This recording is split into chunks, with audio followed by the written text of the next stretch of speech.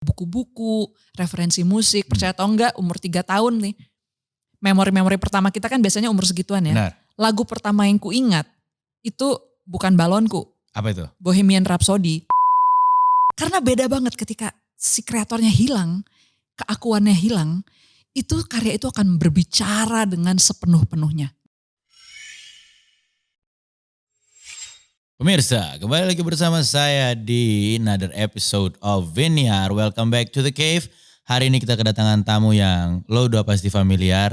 Lo mungkin kenal beliau dari buku, dari film, atau dari lagu. Malaikat juga tahu siapa yang jadi bintang tamu. Wah, please welcome Kadi Lestari. Luar biasa.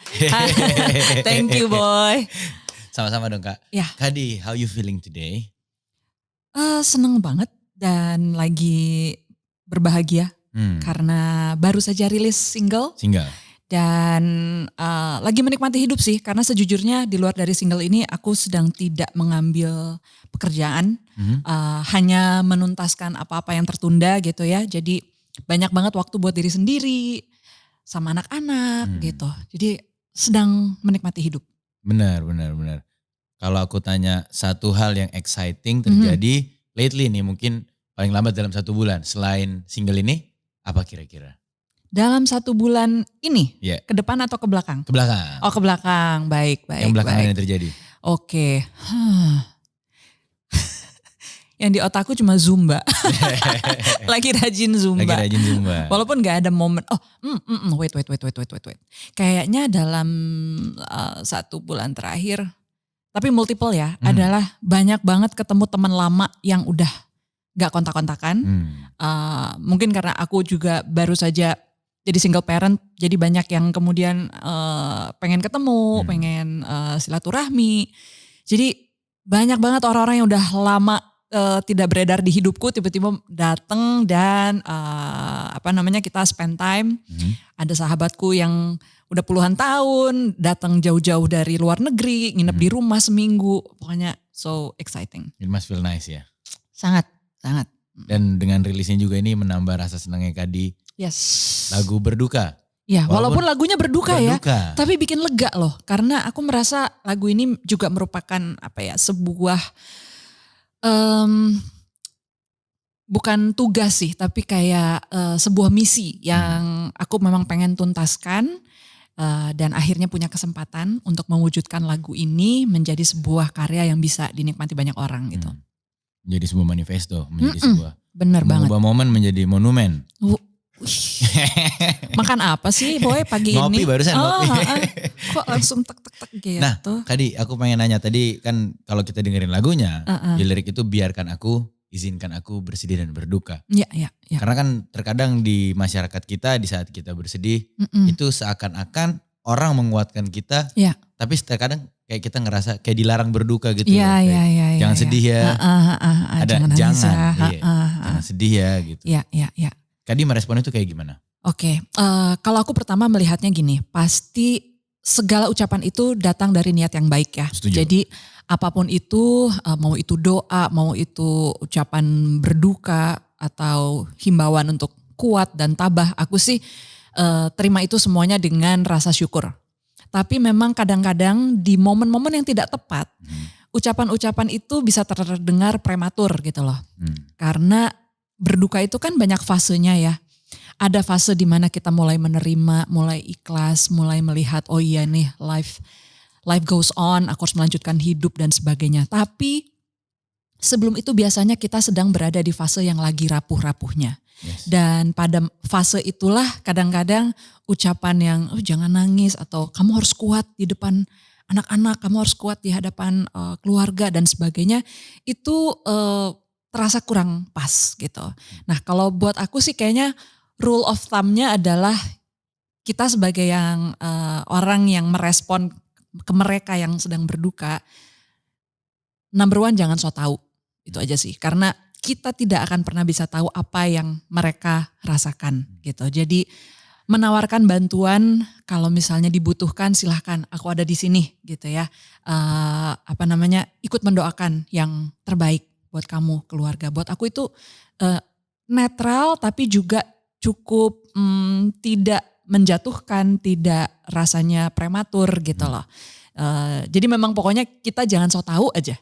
Itu yang paling penting. Itu yang paling penting, attitude-nya gitu ya. Jadi kita coba menerima mereka lagi ada di fase apa kita gak persis tahu, tapi jangan menyuruh mereka ini itu yang menurut persepsi kita, oh harusnya kamu begini gitu. Karena kita gak akan bisa tahu apa sih yang mereka rasakan sesungguhnya.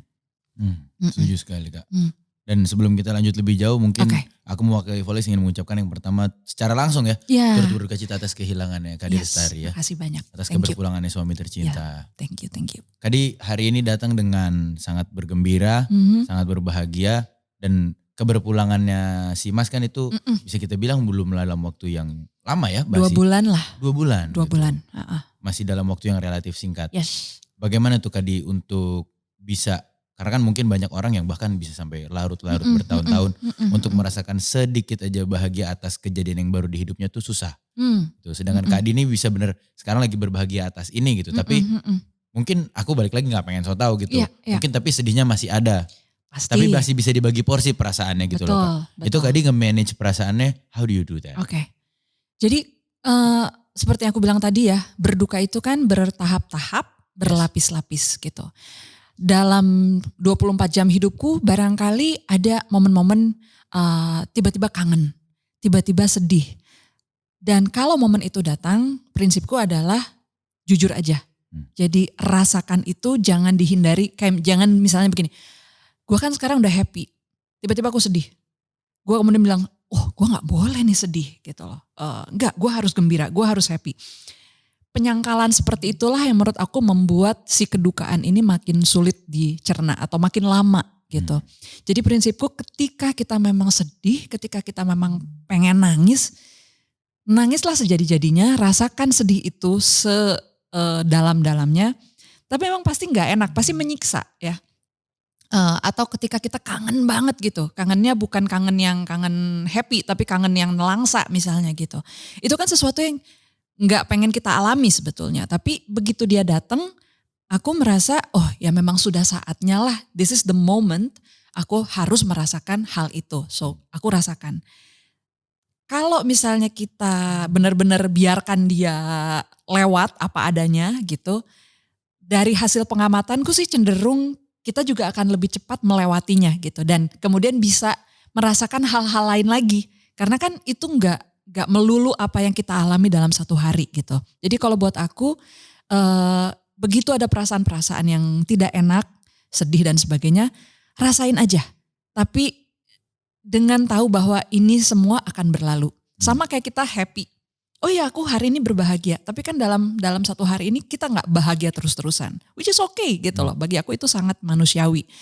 Kebahagiaan pun bakal lewat juga, sensasi riang, happy itu bakal lewat juga. Jadi ketika sedih datang, ya gak apa-apa karena dia bakal lewat juga.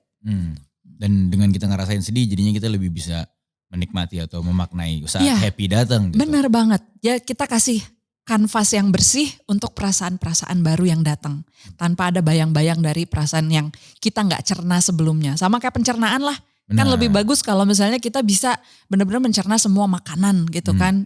Karena kalau enggak lama-lama dia numpuk jadi penyakit. Ya kan? Nah jadi sama perasaan hati pun menurut aku seperti itu gitu loh. Kalau misalnya ada sesuatu yang perlu dirasain, rasain aja. Dan Kak Di ini kan seniman yang bisa aku bilang, apakah Kak Di nyaman dilabeli sebagai seniman atau mungkin, karena kan Kak Di ini bisa dibilang multidisiplin ya. Penulis iya, film juga iya, musik juga iya. Sebenarnya kalau Kak Di sendiri melihat apa ya posisi Kak Di ini, apa sih sebenarnya melabelin diri sendirinya itu sebagai apa gitu. Karena mungkin orang di luar kan melabelin kita ada yang sebagai, ada yang kenalnya Di Lestari adalah penulis, Di Lestari adalah penyanyi atau apa. Kalau Kak Di gimana? Kalau aku sih secara formal selalu menyebut diriku itu author, singer, songwriter. Jadi penulis, penyanyi dan pencipta lagu. Ya karena memang inilah tiga bidang utama gitu. Walaupun mungkin aku pernah melakukan hal-hal yang artistik lain tapi di luar dari 3 hal ini gitu. Tapi ini 3 hal utama. Jadi kalau soal label sih aku sebenarnya menyerahkan kepada orang atau audiens karena barangkali memang ada yang cuma kenal aku lewat bukunya aja. Benar. Ada yang tahu aku, oh kamu kan dulu penyanyi di Rida Sita Dewi gitu. Misalnya anak generasi 90s gitu kan. Itu ya gak apa-apa juga gitu. Tapi bagiku secara formal ya memang profesiku itu adalah penulis, penyanyi dan pencipta lagu. Pencipta lagu. Tapi biasanya yang menjadi medium yang paling kakak senangi itu udah pasti semuanya disenangin ya. Cuman terkadang kan kayak kalau aku medium utamaku adalah musik. Baru turunannya ke yang lain-lain. Kalau Kadi tuh yang menjadi main mediumnya yang mana nih? Mainnya cerita, story. Karena bagi aku storytelling itu inilah yang barangkali menggerakkan aku untuk bikin lagu. Storytelling juga menggerakkan aku untuk menulis. Jadi yang source utamanya itu adalah membuat cerita, bercerita ya. Jadi seni bercerita ini kemudian bisa diterjemahkan menjadi tulisan, bisa menjadi lagu. Dan ketika aku bernyanyi, aku pun sebenarnya menuturkan sebuah cerita gitu. Jadi itu kayak bagian dari itu semua gitu. So storytelling. Jadi menyanyi itu juga bagian dari storytelling. Bercerita gitu dengan cara yang berbeda. Benar banget. Dengan nada kebetulan. Yes, dengan gitu. ekspresi gitu kan. Ya. Tapi kan banyak sekali lagu-lagunya Kadi ini untuk atau mungkin diperuntukkan kepada tulisan yang dijadikan film, dijadi soundtrack atau segala macam. Tapi khusus berduka ini berarti formatnya masih dalam wujud musik ya? Iya, ini ya single gitu ya istilahnya ya. Jadi memang single, makanya ini sesuatu yang agak jarang ku lakukan sih. Benar, tiba-tiba hanya single only. Single aja kan. Yeah. Biasanya selalu berhubungan dengan cerita. Terakhir itu albumku Recto Verso. Benar. Itu ada kumpulan cerpennya gitu kan yang orang bisa nikmatin. Ada filmnya juga gitu. Dan kemarin proyek terakhir adalah Rapi Jali. Rapi Jali juga aku bikin lagu-lagunya kebetulan dinyanyikan oleh sekian banyak penyanyi lain, tapi dia juga punya format buku dari ceritanya gitu ya. Nah memang nih berduka bisa dibilang sesuatu yang langka karena sejauh ini at least belum ada format lain selain single ini aja. Dia eksklusif keluar sebagai musik. Iya, iya. Apakah ini sebuah perasaan yang juga sangat spesial dirasakan sama Kadi sehingga ini baru bisa tertuliskan via musik kah atau gimana nih ceritanya nih? Karena kan ini lumayan berbeda formatnya sama yang lain. Iya. Jadi sejujurnya tahun 2022 itu tuh adalah tahun yang mana aku kepengen balik lagi ke musik. Jadi ini memang udah jadi niatan di dalam hati gitu ya. Karena kan aku baru saja merilis Rapi Jali, sebuah cerita yang itu trilogi panjang banget, ngerjainnya setengah mati gitu ya dan intens sekali gitu. Terus kayaknya dari selesai Rapi Jali itu, kayaknya pengen istirahat dulu.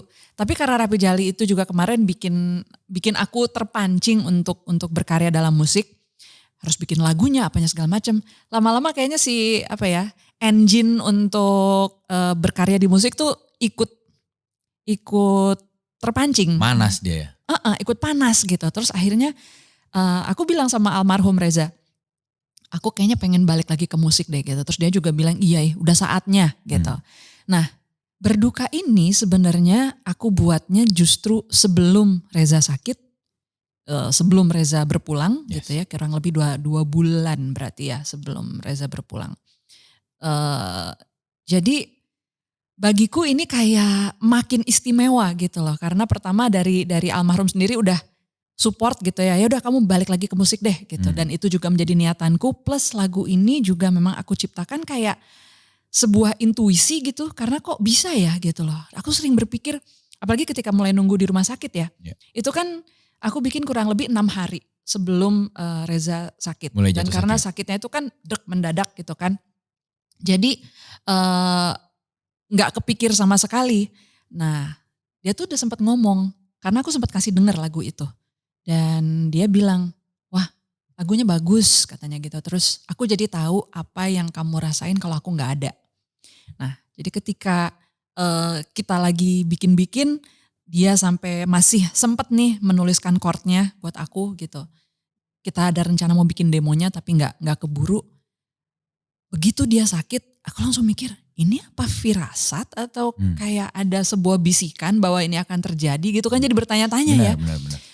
Yang jelas aku mempersepsikan lagu ini begitu khususnya gitu, dia datang, aku selalu merasakan tuh kayak ide tuh kayak sesuatu yang mampir di kita gitu ya. Jadi dia udah mampir membawa sebuah pesan, Dan pesan ini begitu istimewa karena ternyata oh iya akhirnya aku mengalami ya gitu loh. Dalam waktu yang tidak jauh gitu dari bahkan Betul, proses lagu dan rilisnya. Iya, kayak ini memang udah by design diciptakan untuk sesuatu yang akan aku alami sebentar lagi gitu loh.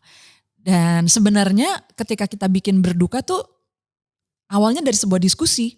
Jadi lagi ngobrol di meja makan terus aku bilang sama Reza gitu.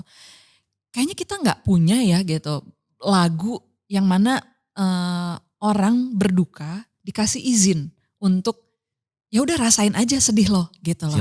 Silahkan gitu. Belum ada lagu yang mewakili orang-orang yang berduka di fase itu. Nah jadi aku merasa kayaknya kita harus deh ada lagu kayak begitu. Dan lagu ini jadi dalam 1 hari, which is very very fast gitu ya. Dan bagiku biasanya kalau lagu selancar itu ibaratnya udah mateng gitu loh. Memang udah harus lahir gitu kan. Pasti merasakan juga kan ada lagu kok yang lancar banget gitu proses kreatifnya. Nah ya Berduka tuh kayak begitu.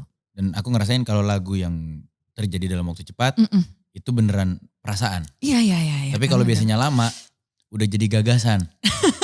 Bener juga. Udah buah pemikiran bukan buah hati gitu loh. Karena kita harus mikir kan gimana cara jadi problem solving. Iya. Kok lama banget ya gitu. Tapi biasanya kalau itu mentah gitu loh, raw gitu, tumpah di situ. Nah, tapi kan lagu ini tertulis sebelum bahkan Kadi mengalami kepulangan Mas Reza. Rasa duka yang waktu itu ditulis itu dapatnya dari mana? Apakah dari duka-duka yang sebelumnya pernah terjadi atau mungkin duka-duka yang terjadi sama lingkungan sekitar? Gimana cara ngidupin perasaan? Karena di lagu ini nelangsanya kayak Kadi bilang tadi sangat berasa gitu. Sangat berasa. Mungkin buat orang yang tidak tahu mungkin berpikirnya lagu ini tercipta setelah iya, gitu. Aku sih merasa memang berduka tuh pengalaman universal ya. Yang pasti kita semua lalui. Aku sendiri apalagi di usia aku sekarang gitu loh. Udah banyak sekali peristiwa duka yang ku alami. Aku pernah kehilangan ibuku. Aku pernah kehilangan sahabat. Kehilangan saudara gitu.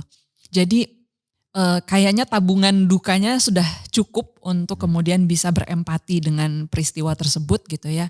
Tapi memang peristiwa ketika Reza berpulang tuh ketika aku bisa menyanyikannya dan membawakannya dalam video itu yang benar-benar bantu gitu ya.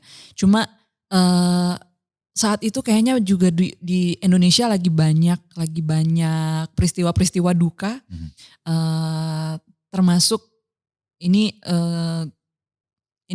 sahabatku juga Kang Emil kehilangan anaknya. Karena itu muncul dalam pembicaraan kami gitu loh. Aku bisa membayangkan apa ya perasaannya Kang Emil ya gitu kehilangan anak gitu kan.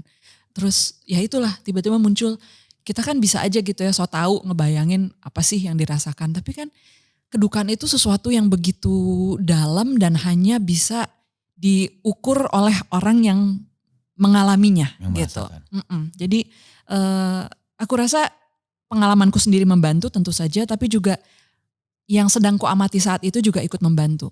Dan termasuk Reza sendiri pembicaraan mengenai berpulang ini, karena kan dia sebetulnya sakitnya itu udah agak lama ya, sekitar 3 tahun terakhir gitu.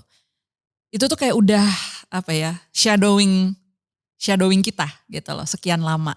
Jadi kalau di dalam pembicaraan aku sehari-hari sama Reza tuh tidak lagi menjadi sesuatu yang tabu untuk ngomongin soal kematian gitu. Karena dia sendiri juga sudah mengantisipasi. Kalau misalnya sampai ada apa-apa dengan saya, kamu gimana, anak-anak gimana gitu loh. Jadi kayak begini tuh udah kita mulai prepare lah gitu. Karena buat aku pribadi mau ngomongin soal mourning, loss dan grief, itu masih menjadi topik yang gak enak ya rasanya. Karena kayak ada tabu gitu loh. Nah sebenarnya ada satu buku waktu itu yang membantu aku banget. Judulnya juga sedap ya, Living is Dying. Itu Living is dying. Karena emang iya juga sih, begitu kita lahir kita harus sudah langsung siap bahwa kita akan berpulang, ya kan? Yes. It's like a cycle gitu loh. Ketika kita mulai ya pasti akan ada akhirnya. Gitu. Nah jadi buku ini kemudian kayak selama Reza sakit nih, aku baca buku itu gitu. Dan bagiku persepsi itu sangat membantu in a way gitu. Karena jadi bisa menerima bahwa kematian itu merupakan hal yang mutlak. Dan bahkan di buku tersebut dibilang lu harusnya sesering mungkin ngomongin topik kematian gitu. Karena orang jadi kaya nggak semua ya, orang jadi miskin nggak semua. Tapi orang pasti mati gitu loh. Jadi ini sesuatu yang harusnya menjadi pembicaraan yang lebih wajar, lebih sehari-hari gitu.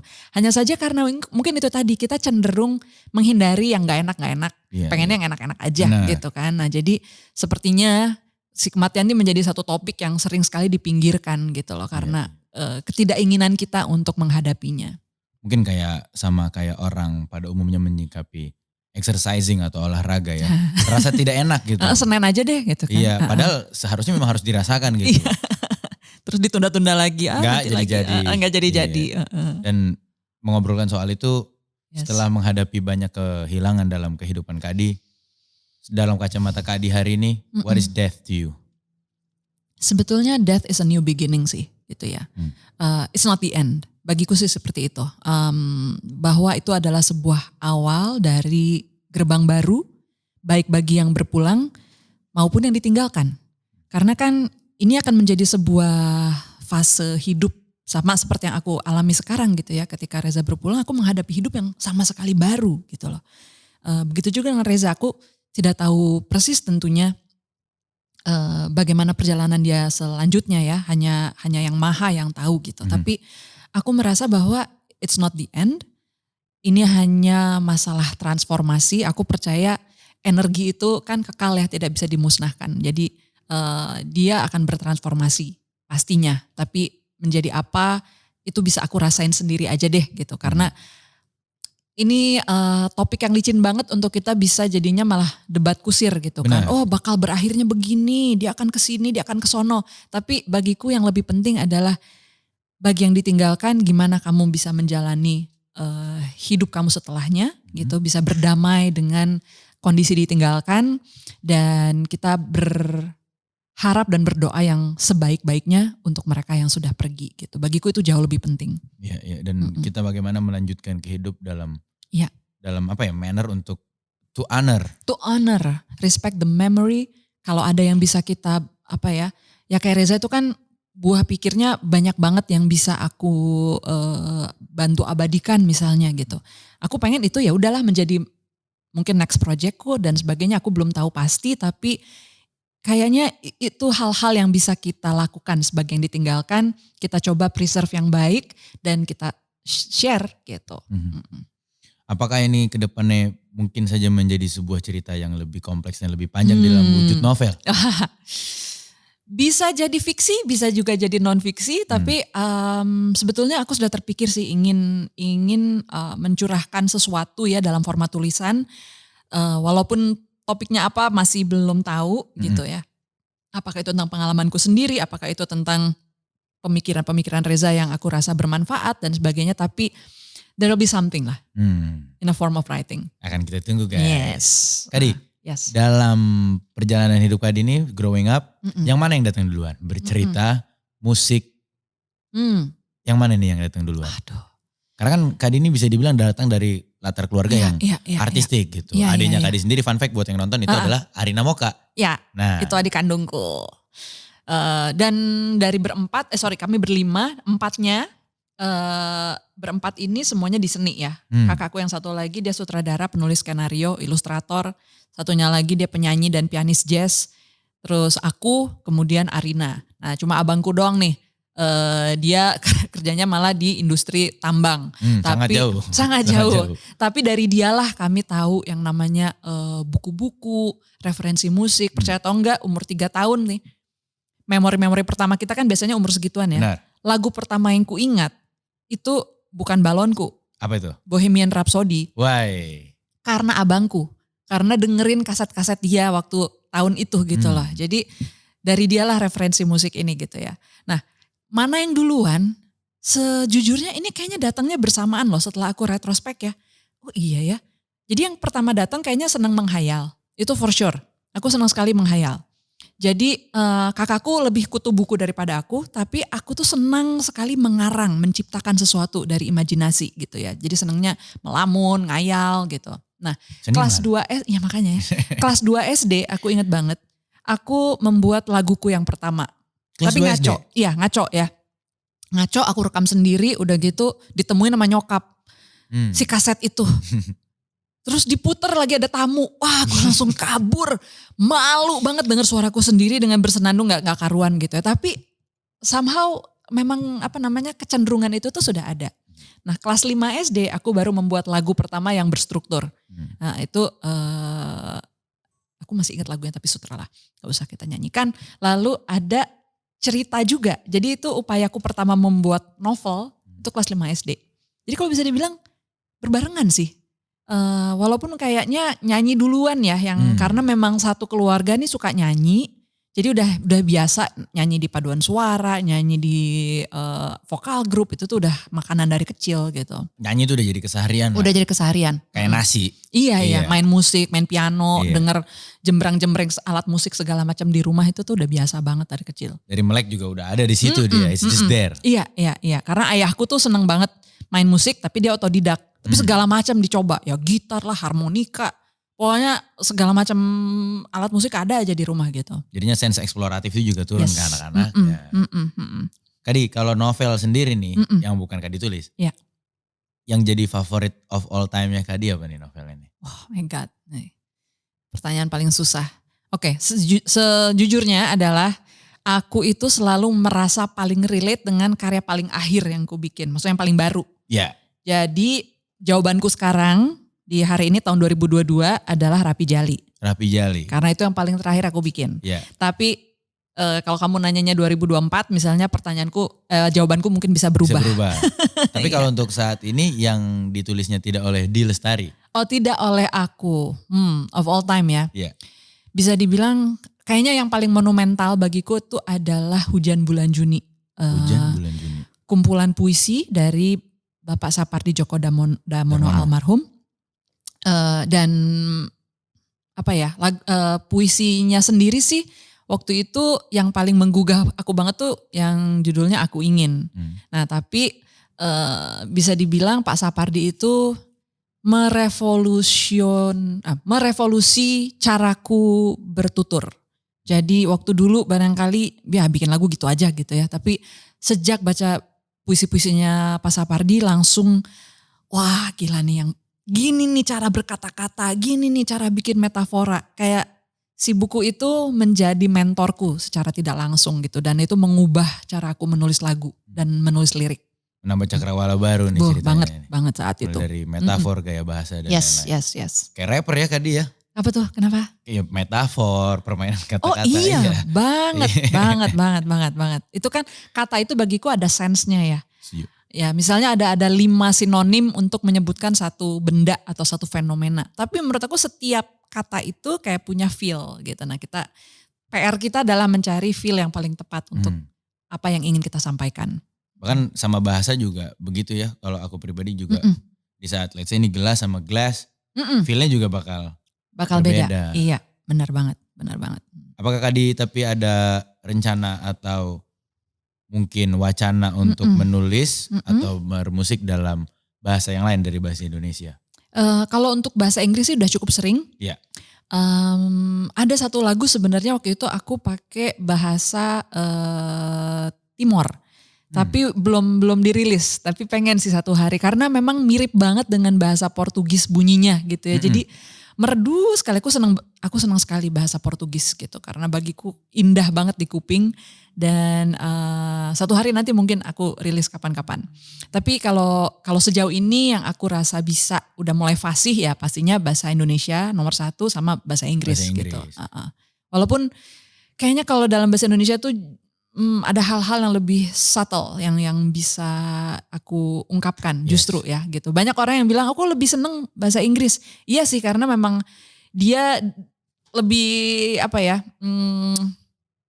secara ruang tuh lebih efisien ya kayak ngomong I gitu kan satu kata ya. Kalau di kita udah saya. Nah, jadi satu baris tuh kayaknya langsung habis kan paling kita satu baris tuh cuma muat berapa kata ya kalau bikin melodi bikin lirik gitu. Ya itulah tantangannya. Tapi I love bahasa Indonesia. Aku seneng banget. Luar biasa bahasa Indonesia ya Mbak ya. Buat aku indah sekali. Indah sekali. Ya. Dan kayak recto verso kan juga itu bahasa Perancis kalau bukan.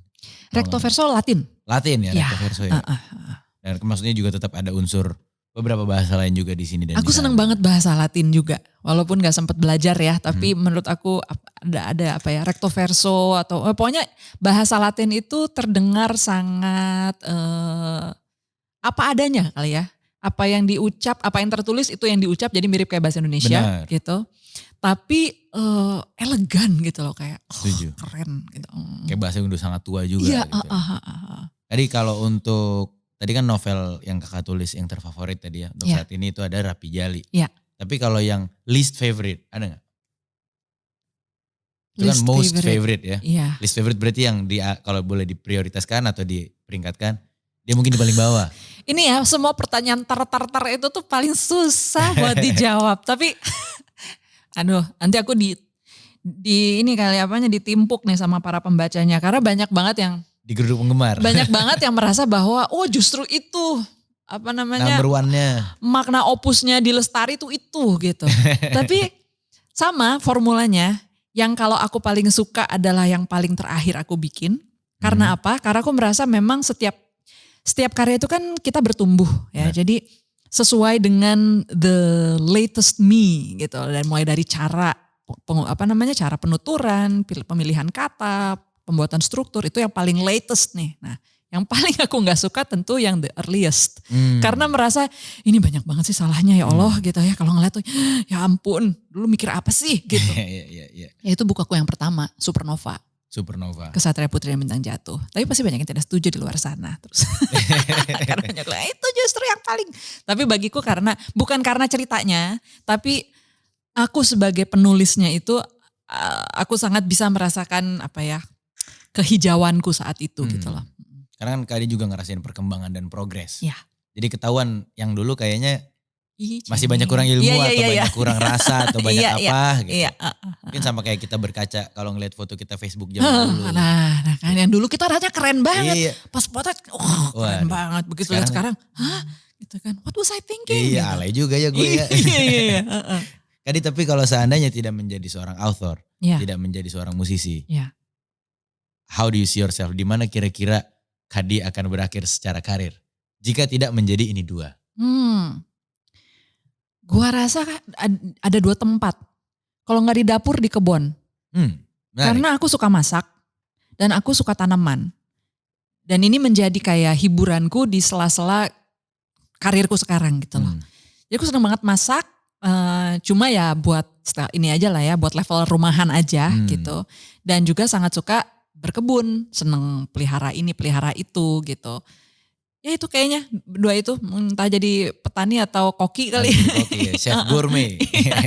Di Lestari Gourmet. Iya. Somewhere in parallel universe akan ada tuh. Ya betul, benar banget.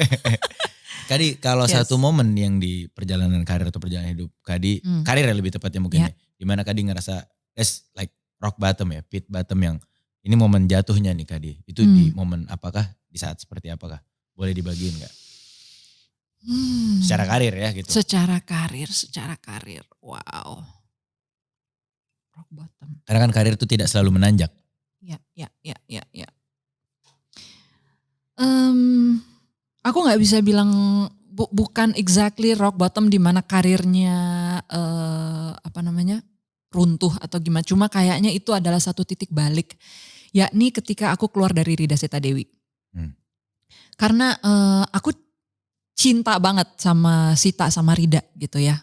Dua partnerku. Itu tahun 2003. Udah lahir belum Boy? Udah. Aku 97. Gue suka khawatir kalau ngobrol sama orang yang jauh lebih muda tuh, ketika aku nyebut tahun perasaan gue udah gede gitu saat itu gitu kan, tahun 2003. Aku taunya saya baru lahir Mbak. Ya, jadi tahun 2003 tuh aku keluar dari Rida Sita Dewi, grup yang aku besarkan juga bareng gitu selama 8 tahun. Dan itu berat sih gitu, karena berat meninggalkan mereka dan juga itu kan udah menjadi identitasku selama bertahun-tahun gitu ya, dan aku harus this is it gitu, aku tinggalkan. Tapi memang saat itu idealisme musikku kayak udah gak tertampung di sana, dan aku juga udah mulai menulis saat itu, sehingga rasanya ada fokus baru yang butuh atensiku yang penuh gitu loh. Sehingga akhirnya aku keluar. Itu berat sih gitu. Dan pernah ada momen, aku inget banget nonton konser Moka, gak lama setelah aku keluar gitu. terus ngelihat adik gue nyanyi, ada perasaan apa coba? Gue gak pengen ada di sana. Dan I feel so relief, gue ada di tempat penonton. Dan itu ada apa ya, in another way bikin aku sedih karena loh kok gue kayak tau gak sih kayak musisi yang kemudian gak pengen main musik lagi. It's saddening gitu loh. Tapi kadang-kadang memang itu terjadi kan. Dalam ya mungkin orang mengalaminya dengan level yang berbeda-beda gitu loh. Kayak dengan konteks yang berbeda-beda. Iya, kayak seorang yang lagi dia pelukis yang seneng banget ngelukis tapi tiba-tiba satu hari dia nggak mau ngelukis lagi gitu. Nah itu perasaan dimana yang, ini kok is this it gitu loh. Gue pikir cuma sama Rida Sita Dewi doang berhentinya, tapi ketika melihat yang kok gue gak pengen ya ada di panggung lagi gitu, kok gue seneng ya ada di penonton gitu. Dan itu sempat membuat aku bertanya-tanya. Tapi pada akhirnya sih itu fase yang ku lewati juga, walaupun lama ya, baru kemudian berasa oh iya ternyata masih ada keinginan untuk main musik. Walaupun jujur untuk di panggung itu sudah tidak lagi kayak dulu sih. Aku lebih senang menikmati di belakang panggung, ataupun kalau manggung ya sesekali aja, bukan sesuatu yang itu tidak lagi menjadi sumber energiku gitu loh. Jadi kalau ada ya syukur, kalau enggak juga gak apa-apa, bukan lagi sesuatu yang ku kejar. Bukan suatu fokus utama sekarang untuk performance terutama. Untuk performance, kalau untuk memproduksi sesuatu aku masih sangat suka. Karena emang senang berkreasi gitu kan. Nah, kayaknya itu mainnya tuh itu. Benar. Karena itu dua hal yang berbeda sebenarnya ya. Kita create something sama perform. Beda banget, banget. Dan kalau buku kan gak perlu diperform. Nah itu dia. Makanya kemudian aku menikmati sekali profesi menulis itu karena fleksibilitasnya. Terus casual gitu loh. Kan kalau nyanyi tuh perintilannya banyak ya, mikirin kostum, mikirin make up, mikirin sound, ada manajemen dan stage sebagainya. Act. Gitu loh. Banyak deh, banget. Banyak banget. Nah sementara kalau nulis tuh udah cuma gua doang dan gua lagi gitu ya. Terus gak ada orang yang aku harus mintain approval, mau nulis kayak apa aja terserah gitu loh. Jadi the degree of freedomnya tuh luar biasa gitu. To be an author. Yes. Dan sekarang Kadi menjalani hidup sebagai author. Sebuah karir yang bidangnya sangat disenangin. Menjadi sebuah pekerjaan juga. Ya. Mungkin pengen aku kaitin ke topik soal, kan zaman sekarang anak-anak muda terutama banyak banget yang ngebahas soal work-life balance. How do you see it? Karena kalau aku ngerasanya, karena kebetulan aku adalah orang yang beruntung bisa bekerja di bidang yang aku senangin. Yes. Di saat aku bekerja aku ngerasanya, aku gak tahu ini buruk atau baik. Tapi aku merasanya sedang tidak bekerja. Tapi ya lagi hidup aja. Yeah. Because this is my life. Yeah. Kalau aku gak kerja rasanya kayak nggak hidup. But how do you see it? Ya. Kayaknya memang ada fase yang seperti itu ya gitu. Aku juga pernah merasakan. Kamu pasti masih single ya? Enggak, ada pacar sih. Nggak, tapi belum married, belum punya married, anak. Belum punya buntut. Belum ya, siap. Oke. Ya, aku juga kayaknya ada pernah di fase itu di mana itu dunia dan waktu tuh kayak dunianya berputar cepat, waktu tuh gak berasa gitu kan. Begitu udah melakukan apa yang kita suka gitu. And it's everything for me gitu. Tapi memang begitu punya anak, begitu hidupku semakin kompleks ya gitu. Perasaan itu mulai berubah sih. Semakin terasa distingsi antara kita bekerja dan tidak bekerja. Oke. Karena apalagi ketika bikin buku. Aku tuh udah tahu sekarang tuh begitu bikin buku, I love writing. Aku bisa merasa waktu tuh kayak lenyap gitu begitu udah nulis. Tapi aku tahu aku bekerja gitu loh. Dan aku menikmati sekali saat dimana aku gak harus bekerja. But I know that ketika aku tidak bekerja, waktu yang menyenangkan ini juga tidak akan lama. Karena aku pasti akan kembali rindu untuk bekerja gitu loh. Benar. Nah cuma distingsi itu akan semakin terasa sih gitu. Nah sekarang apalagi ketika distingsi itu terasa, gimana kita balance-nya gitu kan ya. Bagiku sebenarnya aku tidak terlalu percaya sama ungkapan multitasking. Bagiku yang lebih tepat adalah multi roles dengan a single task to do each time gitu loh. Artinya dalam satu peran pasti ada satu task yang harus kita kerjakan saat itu gitu. Sehingga kalau aku menjadi ibu, aku berusaha untuk tidak lagi menjadi penulis. Artinya aku akan memberikan batasan. Kayak misalnya kalau aku lagi nulis nih ya gitu, apalagi kayak nulis novel itu kan butuh waktu bulanan. Jadi kalau nggak diatur waktunya, bisa-bisa yang isi pikiran lu itu doang gitu loh. And I don't think it's good gitu, I don't think it's balance. Karena kita menjadi kehilangan fokus sama hal-hal yang harusnya kita beri fokus, terutama ketika lu udah bertanggung jawab sama misalnya anak-anak, sama rumah tangga dan sebagainya. Jadi buat gue adalah kasih semua peran itu atensi penuh tapi dalam waktu yang terkontrol.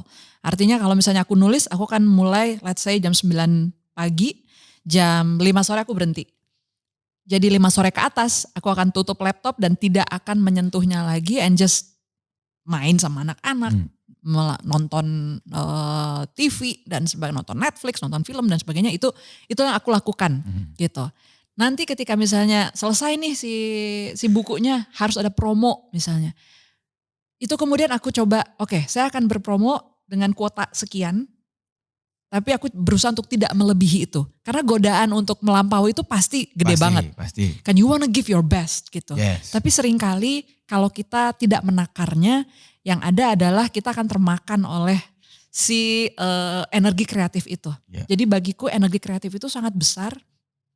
Tapi kita juga jadi harus sangat hati-hati untuk handle dia. Okay. Jadi bagiku memberikan batasan dan takaran itu sangat penting untuk menjaga work-life balance. Jaga kesehatan kewarasan pastinya. Sangat. Benar. Karena sering lupa kalau kita bisa burn out kan, saking semangatnya. Gitu. Dan hanyut kita jadinya. Hanyut. Makanya banyak kayak orang suka bilang atau suka ngeliat seniman gila kasarnya gitu ya. Gitu. Dan ini tuh sesuatu yang aku sering amati juga. Ada kadang-kadang seniman yang karyanya luar biasa tapi sorry to say hidupnya berantakan. Hidup personalnya terutama. Hidup personalnya benar. gitu ya. Entah itu relationship ataupun kondisi ekonomi. Atau dia menjaga dirinya sendiri terkadang. Atau kesehatan berantakan. Jadi aku tuh berusaha untuk selalu kayak misalnya gini. Dalam setiap kali aku ngasih workshop menulis. Salah satu hal penting yang aku ingatkan sama para pesertaku adalah ketika kamu menulis. Especially ketika kamu lagi menulis. Jangan lupa bergerak. Artinya nulis itu kan pekerjaan yang sangat statis ya. Lu cuma duduk begini, tuk-tuk berjam-jam gitu. Itu kan sebenarnya gak bagus. Jadi luangkan sesuatu yang sifatnya komplementer gitu dengan apa yang kita lakukan. Kayak misalnya lu main musik gitu. Musik pasti menyenangkan tapi it takes away dia pasti ada satu hal yang dikompromikan oleh tubuh kita untuk itu gitu. Atau dikompromikan oleh pikiran kita untuk itu. Nah beri sesuatu yang sifatnya komplementer. Entah beri waktu untuk meditasi, entah beri waktu untuk melakukan sesuatu yang gak ada hubungannya sama musik misalnya, tapi tetap membuat kita happy. Kayak gitu-gitu. Jadi buat aku kalau ada menulis seperti itu ada antidotnya. Nah si antidot inilah yang kemudian membuat kita jadi lebih balance. Ya mungkin kayak sebagai reminder untuk keluar dari zona tadi ya. Ya sehingga balik lagi juga lebih seger. Iya.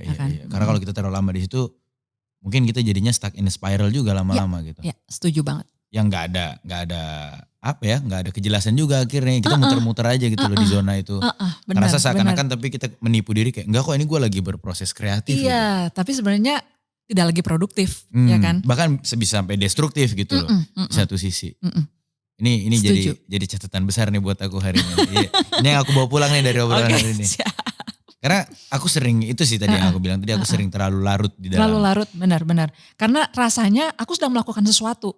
Tapi sebenarnya level of productivity-nya sudah menurun di situ. Karena tidak ada lagi sesuatu yang, gak ada lagi output. Iya. Kita cuma kayak merecycle kepenatan kita aja di dalam situ. Atas nama gue lagi berkarya gitu. Sama ini mungkin menjadi pertanyaan akhir kita dari obrolan ini tadi. Sebagai seniman dan ngelihat banyak teman-teman juga yang melakukan aktivitas seni ataupun berkarir di dunia seni. Terkadang aku ngelihatnya kayak banyak banget orang yang take themselves too seriously. How do you take yourself? Apakah Kadi tipe orang yang juga mentertawakan diri sendiri juga? Oh sangat. Apa gimana? Karena banyak yang aku perhatiin gitu ya, terutama di teman-teman yang di industri seni ini kayak sulit untuk mentertawakan diri sendiri gitu loh. Mereka terlalu serius, terlalu akunya tuh gede banget. Akunya gitu. Gede banget. Iya. Nah kalau pesan Kadi tuh sama teman-teman yang terlalu stres karena keadaan-keadaan seperti itu tuh gimana? Oke. Nah gini, ini kadang-kadang ya kita itu menurut aku kunci dari situasi itu adalah kita terlalu mengidentifikasi diri kita dengan karya kita. Kalau buat gua, karya itu adalah sesuatu yang lewat. Dan kita kayak menjadi asisten untuk kelahirannya. Ngedelivernya. Tapi dia bukan kita. Artinya dia lahir lewat kita untuk dinikmati oleh orang banyak gitu. Tapi kalau kita stuck dan merasa teridentifikasi dengan karya-karya itu, akhirnya apa yang terjadi? Si channel ini padat, channel ini penuh. Sementara kita butuh kekosongan supaya ide-ide baru itu bisa mengalir. Di dalam menulis, satu hal yang buat aku membedakan antara tulisan bagus dan tulisan yang mungkin walaupun berkualitas tapi nggak sebagus apa yang gila ini tulisan bagus banget gitu ya. Itu cuma satu sebenarnya. Ketika si kreator itu mampu menjadi nggak ada. Dia mampu hilang. Karena dengan demikian yang lu nikmatin sepenuhnya adalah cerita. Lu lupa bahwa ini tuh dibikin oleh Dewi Lestari. Lu lupa bahwa ini adalah kutipan-kutipan karya. Karena beda banget ketika si kreatornya hilang, keakuannya hilang, itu karya itu akan berbicara dengan sepenuh-penuhnya gitu loh. Jadi justru ketika kita berkarya menurut aku penting sekali untuk kita merendahkan hati gitu bahwa saya ini asisten dari sesuatu besar, sesuatu yang lebih agung daripada saya ingin lewat gitu loh. Nah bagi gue tuh sesuatu yang agung itulah yang kita sebut alam inspirasi, the realm of ideas. Itu agung banget, gede banget. It's timeless, dia gak kenal waktu, gak kenal batasan-batasan boundary ruang dan waktu seperti kita gitu. Nah ketika dia bisa lewat mampir ngasih sesuatu gift gitu loh untuk kita. Itu kan kita yang wow it's an honor gitu loh. Sebuah kehormatan. Sebuah kehormatan gitu. Tapi ini bukan saya, ini tuh kayak a gift gitu loh. Nah buat gue mindset seperti itu membuat kita sebagai kreator jadi lebih ringan melangkah. Tidak terlalu stres karena merasa jadi misalnya nih ini ada gift udah terus tiba-tiba dihina-hina orang, dikritik. Terus kita merasa kayak dia menghina kita gitu kan. Kayak gila nih karya gue dikatain gini. Pasti ada. Gak bisa dipungkirin. Gak bisa dipungkirin. Tapi kalau kita bisa berhasil mengambil jarak dan melihat bahwa oh iya. Tapi karya ini kan lewat gue perantaranya gitu. But this is not all me. So apapun yang terjadi dengan karya ini ya I took part in it gitu. Dan it's okay dia akan punya hidupnya sendiri. Biarkan gue menjadi medium bagi karya-karya yang lain gitu loh. Makanya aku bisa berdamai dengan Supernova yang menurut aku banyak kesalahan gitu. Tapi aku merasa ya itulah bagian dari diri gue yang dulu. Bisa gue ketawa-tawain ya kan.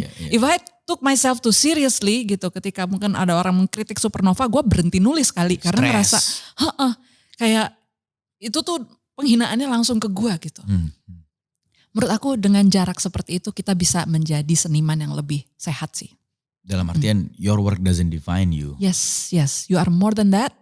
In a way your work is also a bigger part of you. Tapi itu adalah hasil kolaborasi antara lu dengan alam ide gitu loh. Jadi bagi aku acknowledging the gift from the idea of realm itu, the realm of idea itu membuat identitas kita, keakuan kita akan terkendali.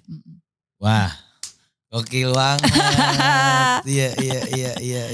I really need this.